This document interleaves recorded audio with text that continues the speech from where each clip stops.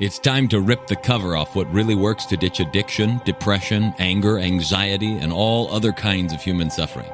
No, not sobriety. We're talking the F word here, freedom.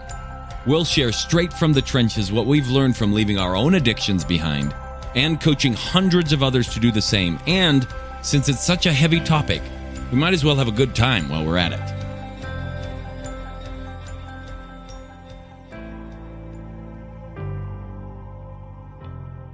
And welcome back to the Alive and Free podcast. Today, I have another guest with you. You'll notice over the last little bit, I'm introducing you to some of the people that not only have had some profound experiences, but actually eventually came to help us out at retreats and other spaces inside of the company, the Freedom Specialist. And so today I got Jonathan with me. Hey, Bob, it's good to be here.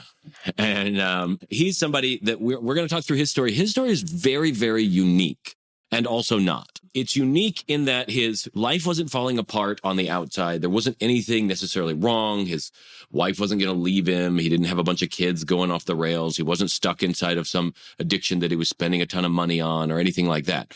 And so he was somebody who was looking for a change in his experience of life without having the outside of his life really being anything that was negative. Would you say that's an accurate assessment? Yeah, very accurate. I always was feeling that things were going really well on the outside, but at the same time, internally, just wasn't feeling happy. So the simplified version was just, I felt amazing, circumstantially, but there was still a need for change. And I didn't really understand how much I was craving out of life. And as a result, the conversation just continued. There was a little bit of a cycle in the midst of wanting to be happy and showing people that I was happy. I was feeling borderline miserable without fully realizing it. Did you feel like you were like putting on a facade for people or like felt like it was an obligation to be happy or anything like that? I think it was more just convincing myself that I was happier than I was because people leaned on me. People saw me as an easygoing kid. My wife was really reliant on my happiness to be happy. Just to both for us to be happy, we both relied on each other to be happy. So I think it was more just out of a need for me to feel okay with myself. And then as a result, if I was creating a facade for anyone, it was for myself. Yeah. And so those of you listening, if you've ever done that, like, you know, I'm fine. No, I'm good. But you're not really good, but you don't even know how to be honest with yourself sometimes. Like this shows up. And inside relationships, you know, I've mentioned this many times before. The notion that you need each other to be happy ends up being a relationship of cripples, right? You're leaning on each other, but basically you only have two good legs between you. 100%. Yeah. Convinced that we could do this on our own wasn't working out very well. I knew that I wanted support, but I didn't know what that was going to look like. And so there was just this need for something different, not this huge change, not this huge healing process. I didn't need to go to a rehab center. It was all just nuanced. Like it just felt there was something missing, but I wasn't willing to really fully tap into that for the longest time. Until Sarah just mentioned this event that one of her friends was doing, this guy she knew, Bob. And so I decided to check it out because I was looking for somebody to just talk to consistently and really didn't know what was going to come out of the conversation when I called you. And for 10 minutes, just needed to make sure that I wasn't going to lose myself in your work. And it was a hilarious conversation because I asked one question, you answered it, and I was like, okay, let's do this. And it was that simple. Just because my subconscious or my gut instinct knew what it wanted all along, but I was so busy trying to create an escape path that wasn't going to show up in the way that I thought it was through the facade I had created for myself. So as a result, when I just dumbed it down and went with my gut instinct, it led me to your event.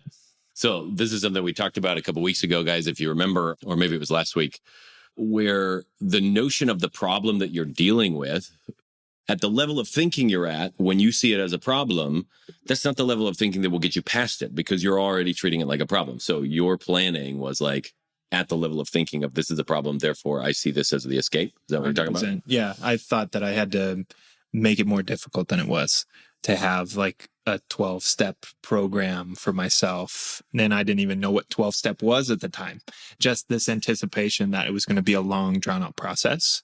And whether I was willing to go there or not was really the next question of, it sounds like a lot of work. And so I didn't necessarily want to go into that because I had spent so much of my life showing people that I was happy. And so it just didn't seem possible. And as a result, when I just sat back, relaxed, just opened myself up to the possibility of what it could be moving forward, it was a lot simpler. And as a result, I actually got what I needed.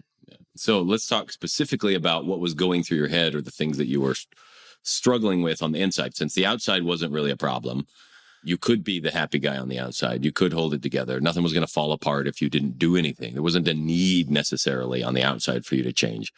But on the inside, what were the struggles that you were dealing with? So 2 things. One was I had just recently lost my 2 younger brothers who were twins in a car accident.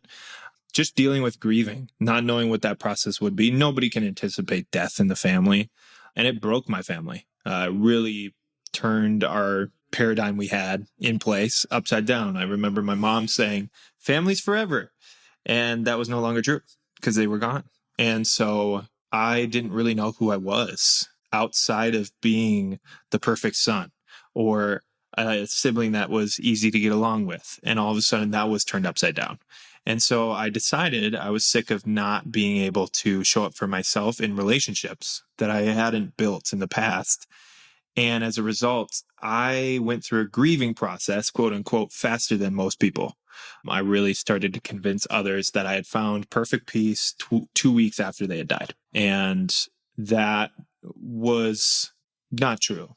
I thought I had it together. And as a result, was just finding that it was becoming a burden to prove that to myself, to other people, and was tired of being peaceful, happy, and content in the midst of them being gone, even though inwardly I was wrecked. And so that convincing, that facade just was starting to get exhausting at that point. And I was just starting to realize when I came across you that that was much less true than I thought it was. The facade was I was consistently keeping it going. And so I definitely was struggling with grieving and not knowing how to truly move on or truly come to peace with the fact that they were gone. And what was the other thing? The other thing was dealing with pornography, which was very light for me. It wasn't as predominant in our marriage. My wife would even say it never defined our relationship. We were always talking. We were always trying to figure out, okay, why does this pop up? She knew fully well that I wasn't lying to her. I was always trying to figure this out, but there wasn't an area of support in the sense that I wasn't taking ownership of my own choices. I was just approaching it like it was something that happened to me, or there's a defect in my own mind or my personality. And so really what I was struggling with was something that felt like a mental prison in that area. Just when I was out on the street, a sexual thought would come to mind and would cause me to spiral out, because what that thought meant to me was it defined my very existence. I was a pervert. I was too sexual. I was sinful growing up in a church. And so all of those thoughts created just this downward spiral, which felt like a prison day in, day out. And so the combination of those two were getting really exhausting in the midst of just really trying to keep it together in front of other people. Yeah. So this is pretty common, not just with pornography, not just with and the grieving thing as well, but like the notion that there's some thought you have or some way that you've reacted that makes you unworthy or that somehow means something about you. So if you're listening and you're going like, well, okay, I didn't deal with pornography, so I don't struggle with that. But do you struggle with thoughts of feeling like, oh, I messed up again, or I'm stupid, or, you know, you do little things in your life and then automatically the downward spiral comes. So this is a very, very similar train of thought that a lot of people struggle with and don't realize that it's not actually a fact of, it doesn't have to continue. It's not actually a fact of life. No, not at all. And it took me literally one day to realize that the root of it was this belief that I was emotionally stupid.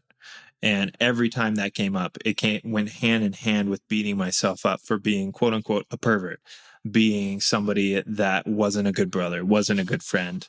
I'm too stupid academically to pursue a career where I can truly thrive and benefit other people. And so once I realized that I was my own worst enemy, my own thought and belief I had about who I was as a person, once I realized that was crippling me, it made things a lot simpler. It all of a sudden shed a lot of light of the ways that I was really defeating my own purpose in life. Yeah. A lot of people, I mean, I think that's a really great remark, because like a lot of people, they look at their situation and it feels like a complicated problem. It feels overly complicated. There's a lot of moving parts, a lot of moving pieces. But when you really figure out where it's coming from, and even beyond the thoughts, when you start to realize just the reactions and stuff that those thoughts are built on, it's really quite simple. It might take a little time to move through, sometimes less, sometimes more, but the simplicity of it is a good indication, like, oh, okay, you will feel more free just recognizing what's at the bottom of it. Yeah. So talk to me about then, so you came to the retreat and you dove in and did all the things like a madman, right? Threw yourself at all the things that you felt like you needed to throw yourself into without really holding back, which some people do hold back because they're afraid of how they'll be seen or something like that. But you didn't. You came in and you're like, look, I'm here for a reason. I'm going to do this thing. Kind of walk me through what shifted for you in those few days. Yeah. And to echo that, I definitely made the decision before I even showed up that I was going to be there 100%. Throw myself into everything. If I really hated something or it didn't feel aligned with who I was, I had made the conscious decision to just throw it in the trash. There was no concept of rules, which I think is different from what I grew up with. So I feel grateful that that's the way I approached it. And as a result of just diving in, everything was much simpler. I wasn't trying to figure out, but what's right? Or really trying to understand every sentence that was being said or taking too many notes. I was just there experiencing everything, being fully present. And as a result, was just living within that retreat that was trying to teach me how to fully live. So I really felt that presentness enabled me to just see my own thoughts, really start to be able to narrate to myself of why I started to take the burden on my own shoulders to benefit other people while they were grieving, feeling like that was my responsibility for some reason. Like I needed to make up for all of my deficiencies by proving to myself and other people I could be there for them. And that included my wife. And the other layer of just feeling like I had let her down in this marriage where we were both truly happy. And she was always saying she was happy, but I was always beating myself up for it. And so between those two, that no longer became just this constant loop in my head. And instead, I really started to just live. And everything started to become really simple. I started to just feel some patterns of tension throughout my body. And as a result, I started to experience this direct link between the thought patterns that I was consistently having before I had attended the retreat. Just the beliefs about being emotional, being stupid, being unworthy of my wife. I was always telling her that I didn't deserve her. So to just start to experience those things within those 4 days through an environment that I had never been in before. I'd never done anything physical. I hated working out. So doing some martial arts stuff and quote unquote playing within that space was so refreshing that it enabled me to just open up the box and start to see whatever was underneath the surface. And as a result of experiencing all of those things, I was no longer trying to do anything the right way or in somebody else's way or based on an impression that I had of what other people needed. So I just started to feel present to myself. And as a result, I got to know myself, which I just felt clear, uncluttered. Everything felt simple. There was no need to be academically proficient in the way that I explained myself. Literacy was always something that I felt deficient in. And as a result, when I felt like everything was simple again, I could truly just just drop shit and feel great about it. Which is usually what happens after you take a dump. If you or someone you know is looking to drop the F-bomb of freedom in their life, whether that's from past trauma, depression, anxiety, addiction, or any other host of emotional and personal struggles, but they just don't know how or want some help doing it, head on over to thefreedomspecialist.com/feelbetternow and check out some of the things we've got in store for you, or book a call so we can look at your unique situation and get you the help that you're looking for. So one of the things that we work on in the retreat space, and for those of you who haven't been, a while back I did a podcast episode on the 1, 2, 3, 4 timeline, I think I called it, or the loop, or the 3-4 loop or something. So you might look back at those. But we really focus on helping people not just understand intellectually, but experience, like directly experience the link between all the mental and emotional stuff that they think is going on and what's actually happening in their body, so that they have a concrete lever, not just to change the thoughts and emotion, but also to measure whether or not they're gone. Because a lot of people like freak out and they're like, yeah, but is it gone? Well, what if it comes back? And all those worries about it, when you have a concrete lever where you can like, well, look, I can actually test and I can check and see if it's gone. And which is what I built for myself. I was definitely nervous about, like, I don't want it to come back. How am I going to know if I'm free? How checking every moment. And so that's one big focus there. And that was something that really helped for you. What did you, did that help you moving forward? Did you feel like that type of connection did something, did it open up other things for you as you move forward from the retreat? Because you came in, 2 years ago? August 2020. Yeah. So what did that open up since then for you? I was just no longer living in my head, both in the 4 days that I was with the team at the event, but going forward, I wasn't pursuing this lens of trying to see if the story was still there, if my experience still mattered, if I still needed to hold on to this deep sense of grief, or if I needed to identify as somebody that has sexual problems. And instead of trying to prove this narrative or find out if it was still sticking after being present and fully living, I just decided to drop it and just take one day at a time. And as a result, what I really carried into my life moving forward was just starting to own who I was in the moment, really enjoy living. If I wanted to be a shithead for the day, I could. If I wanted to be somebody who truly wanted to honor other people, I absolutely could. But ultimately, everything was just a choice. And I could enjoy those choices instead of feeling like I needed to be something I wasn't. And so with being present, I just started to feel in control of my own life. And I started to just enjoy what I was doing, really lose myself in things, started to really dive into music. And I had been a middle school choir teacher, but the way I had done music was academic.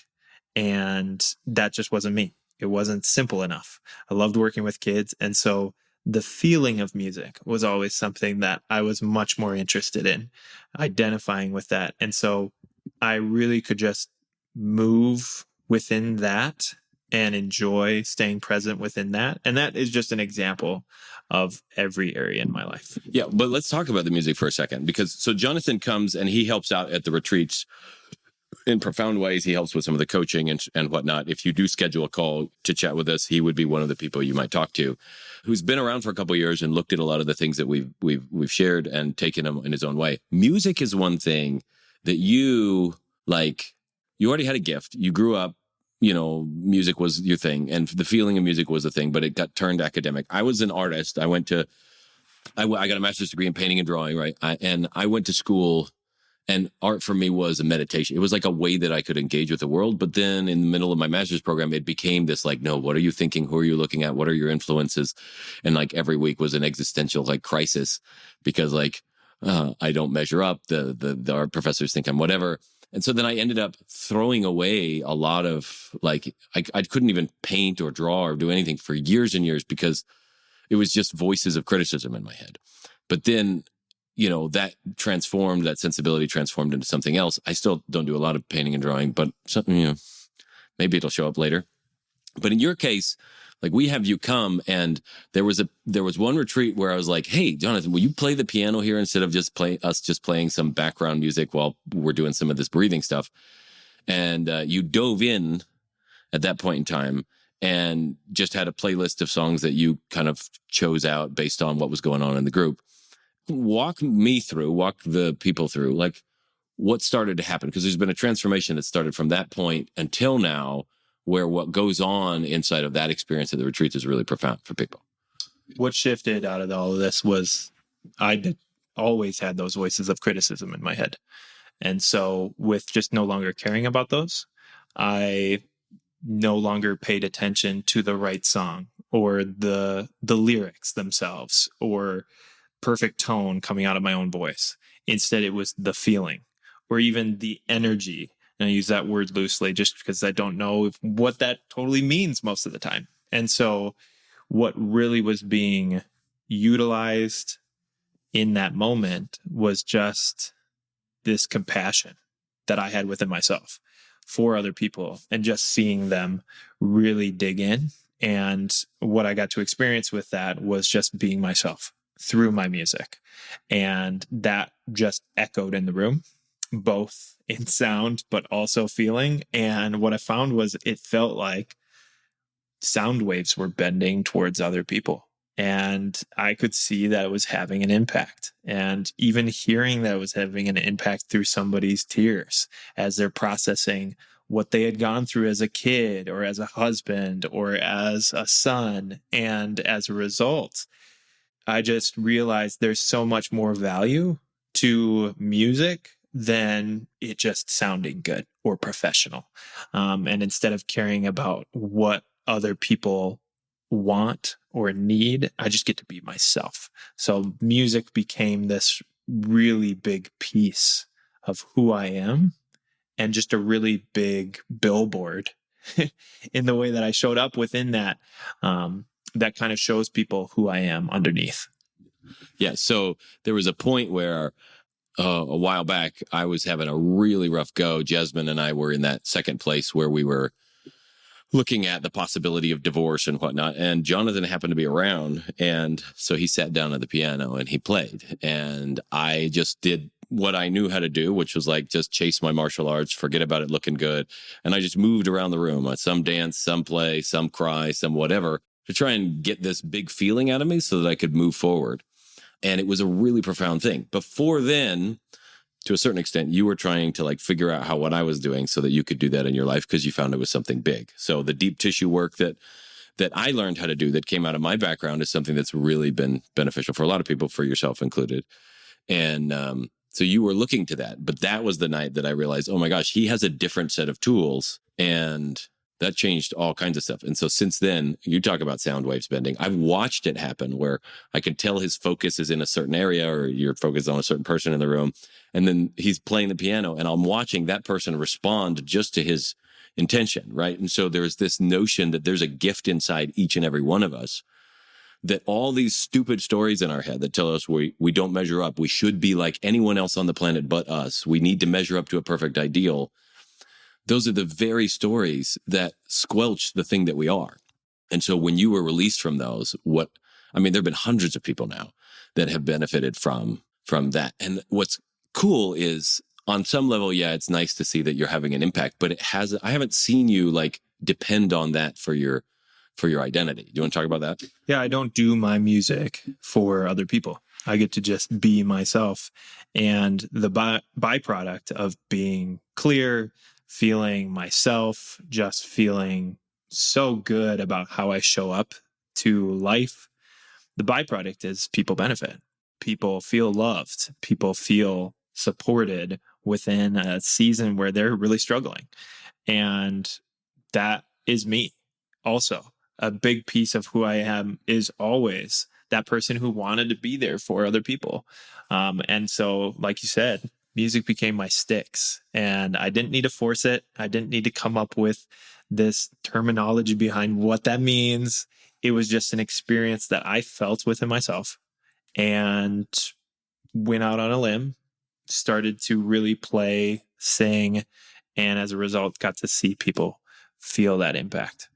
Yeah. So, as we wrap up today, like, I think a big thing, and then I'll want to hear some like final thoughts on this thought process, but a big thing that everything that I'm interested in is, from where I started, was the ability to finally be free to be myself, and to not feel like I was in some way broken, defective, that I needed to be something other than what I was. And then that led me down the path of seeing pornography as a way to escape that, or drugs, or anger, or trying to go and prove myself by being really good at academics or at martial arts or stuff like that, right? I wasn't free to be myself.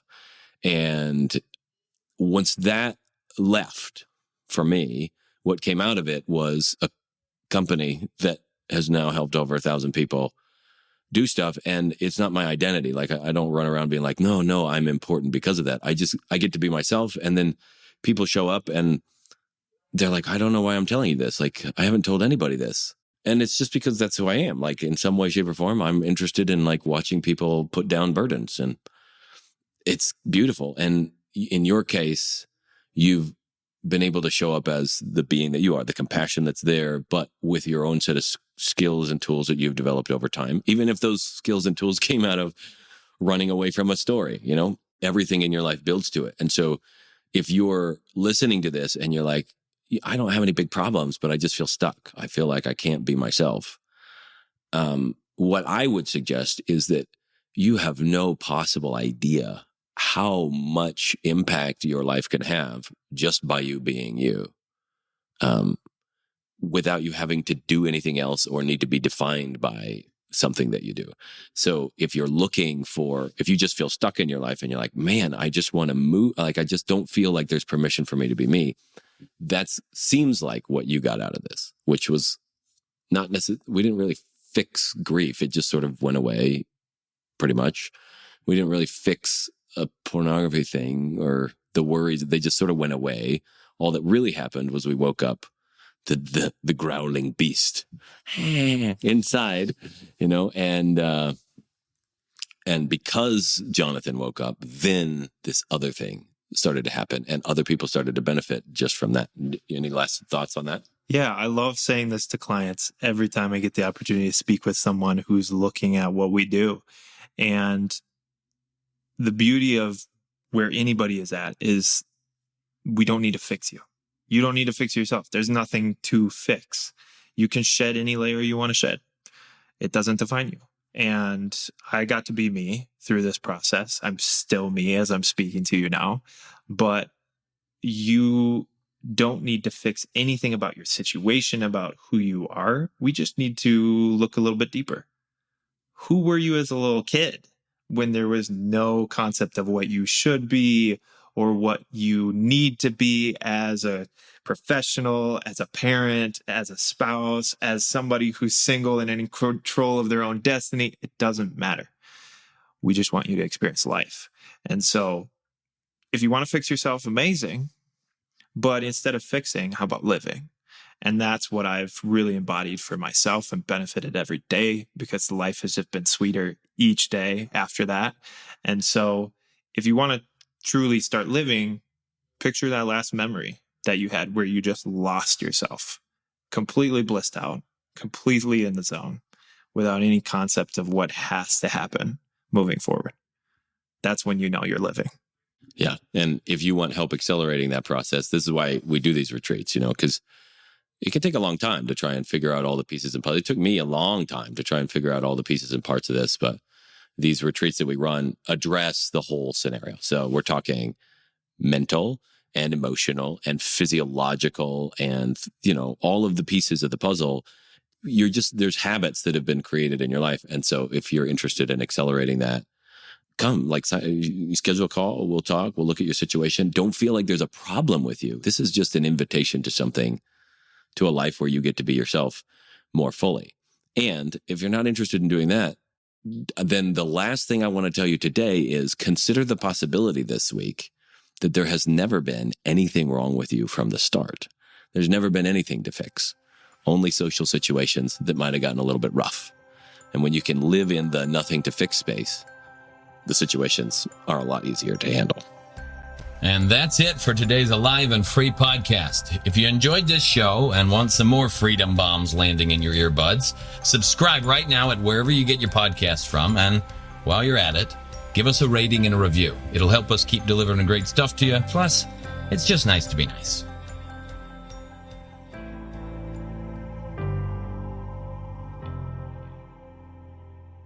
This is thepodcastfactory.com.